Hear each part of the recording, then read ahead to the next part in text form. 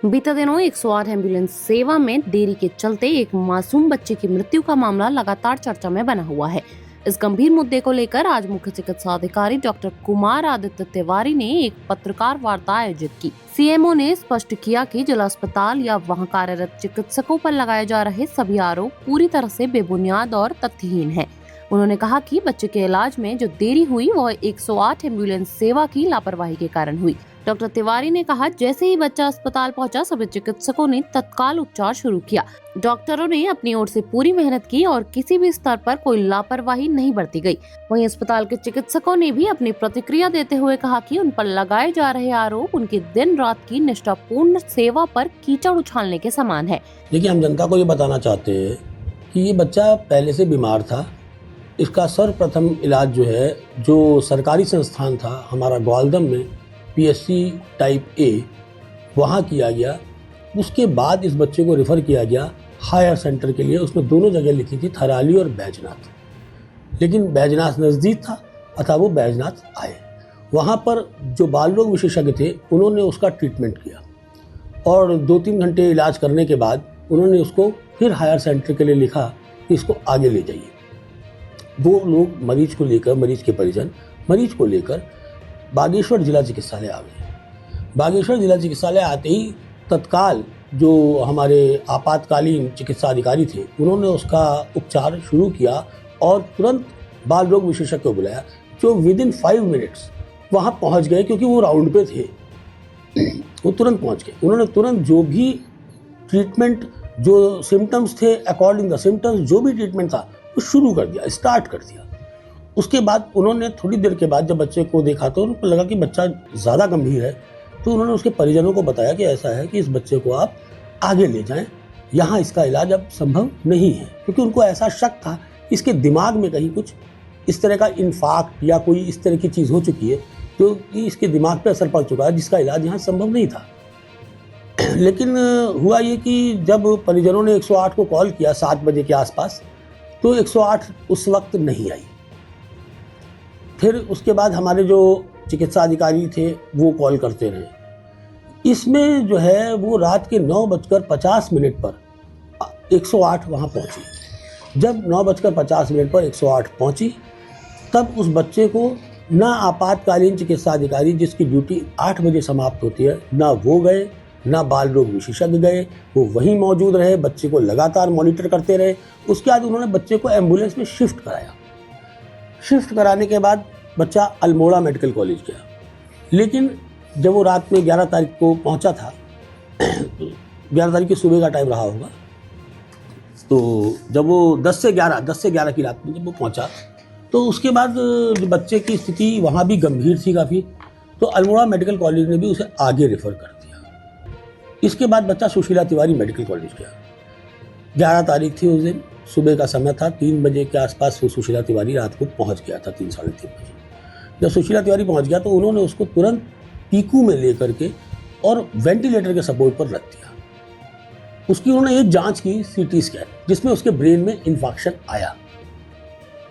जब ये आया, लेकिन उन्होंने उसको कंट्रास्ट MRI एडवाइस किया था, लेकिन बच्चे की कंडीशन इतनी गंभीर थी कि उसका वो जांच हो ही नहीं सकती थी, हो ही नहीं पाई।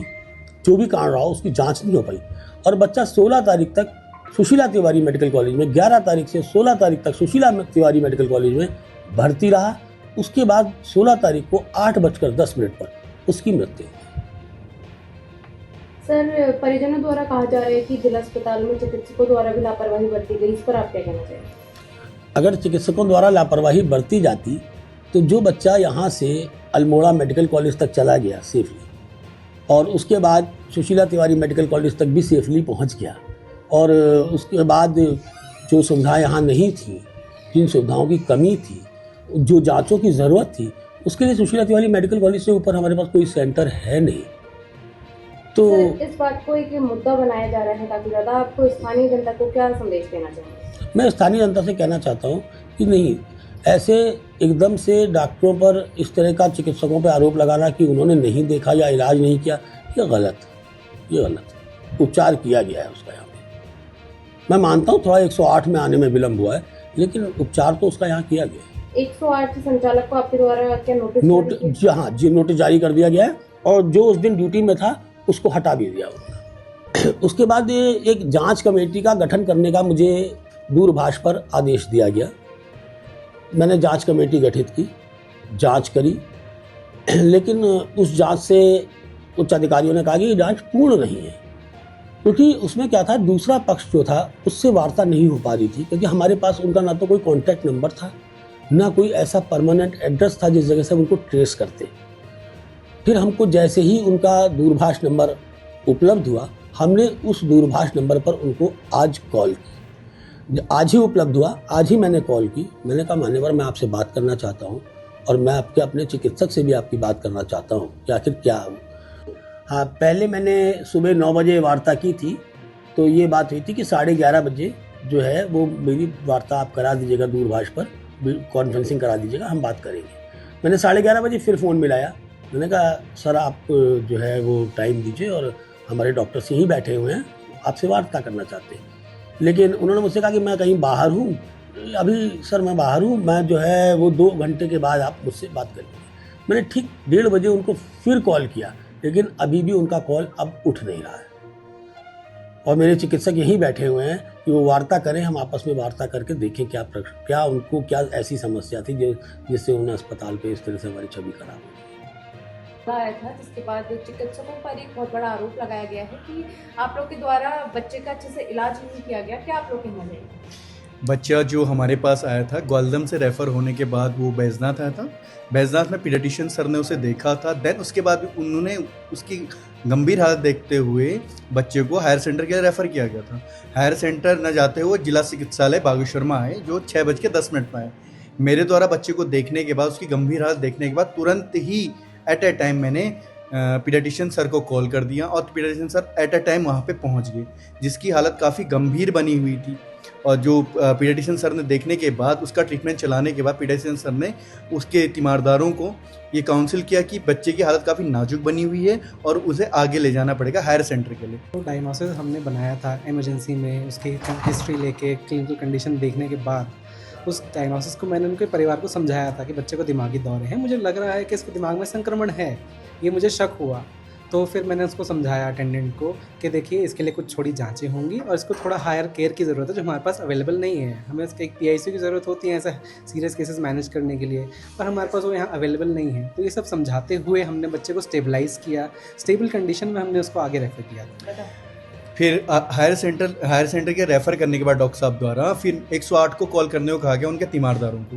तीमारदारों ने 108 को फ़ोन किया, 108 अभी आए तभी आए वाली कंडीशन बनी हुई थी। मेरे द्वारा भी कई बार 108 को फ़ोन किया गया उनके फ़ोन से, और जो उन्होंने मेरे पे लालछन लगा रखे हैं, जो उन्होंने कहा कि पर्सनल डिटेल लीजिए। पर्सनल डिटेल लेने का कारण ये था कि वो तीनों महिलाएँ थीं और तीनों महिलाएँ अस्तब्ध और बहुत घबराई हुई थी। जो मैंने उनसे पूछा आपके साथ कोई पुरुष है या नहीं है, ये था जो मेरा मोटो था कि वो पर्सनल डिटेल लेने का, कि वो अब पेशेंट आगे जाएगा तो उनके साथ कोई पुरुष होना चाहिए जो उन महिलाओं को भी संभाले और बच्चे को भी संभाले। इसलिए मैंने उनसे पर्सनल डिटेल ली, और पर्सनल डिटेल लेने के बाद जो उन्होंने जो दूसरा लालछन लगा रखा है मेरे पे, जो हमारे चिकित्सकों पे लगा रखा है कि हमने बदतमीज़ी से बात की। इमरजेंसी चल रही थी 6:30 बजे बाद, जो बहुत ही हैवी इमरजेंसी जाती है, पूरे डिस्ट्रिक्ट में पूरे ब्लॉकों से पेशेंट्स आते हैं, हैवी इमरजेंसी जा रही थी। तब भी बार बार मैं उनके हस्बैंड से बात करता उन महिला के फ़ोन से, बार बार मैं एंटरटेन तो नहीं कर सकता था। वो बार बार मुझे बात कर रहे थे क्या कंडीशन है, क्या चल रहा है। देन लास्ट फाइनली उनने बड़े आक्रोश में आके मुझे कहा कि आप कुछ काम कर नहीं रहे हो, आपके द्वारा कुछ काम हो नहीं रहा। थोड़ी सी आक्रोश में उनने गाली गलौज भी की मुझसे, जिसका मेरा आंसर था आप आके देख लीजिए महोदय, जो मैं कर रहा हूँ आपको पता चल जाएगा। और मेरी ड्यूटी ऑफ होने के बाद भी, डॉक्टर साहब की ड्यूटी ऑफ होने के बाद भी हम वहीं पे रहे लगातार। 9:50 पे एम्बुलेंस आई, जिसे हमने हायर सेंटर के लिए रेफ़र किया, खुद ही शिफ्ट किया स्टेबल होने के बाद भी। स्टेबल होने के बाद हमने प्रॉपर मॉनिटरिंग में रखा हायर सेंटर, जहाँ भी गया बच्चा। 11 तारीख को ही अल्मोड़ा मेडिकल कॉलेज गया। अल्मोड़ा मेडिकल कॉलेज के बाद 1 घंटे बाद ही वो तुरंत रेफ़र हुआ हायर सेंटर के लिए। जब अल्मोड़ा मेडिकल कॉलेज से वो रेफ़र हो सकता है, तो ये तो डिस्ट्रिक्ट हॉस्पिटल है, जहाँ पे हमारा PICU और PICU सुविधाएं नहीं है। फिर अल्मोड़ा से हल्द्वानी गया, हल्द्वानी में उसे पीआईसीयू केयर में रखा गया, पीकू में रखा गया, वेंटिलेटर में रखा गया बच्चे को। बच्चे की वहाँ जांच होने के बाद बच्चे के दिमाग में इंफाक पाया गया सीटी स्कैन के बाद। जो बच्चा 11 तारीख से 16 तारीख रात के 8 बजे तक सर्वाइव किया और रात के 8 बजे 16 तारीख को वो एक्सपेल कर दिया। अगर इन्हीं कारणों से हम में एलिगेशंस लगाए जा रहे हैं, हम पे जो लांछन किया जा रहा है, तो हम कह रहे हैं कि हमें अगर इसी तरह प्रताड़ित किया गया तो हम सामूहिक रेजिग्नेशन दे देंगे और हमें कार्य नहीं करना है, कार्य बहिष्कार, पूर्णतः कार्य बहिष्कार कर दिया जाएगा। आज तक हम जितने भी कार्य किए हैं तब तक हम पे नहीं लगाए गए। जब कोई अच्छा काम करता है डॉक्टर, तब तो कोई अप्रिशिएशन दिया नहीं जाता। हमने अच्छा ही काम किया जो उसे टाइमली ही आगे भेज दिया गया। जो विलम्ब हुआ वो 108 आने से विलम्ब हुआ।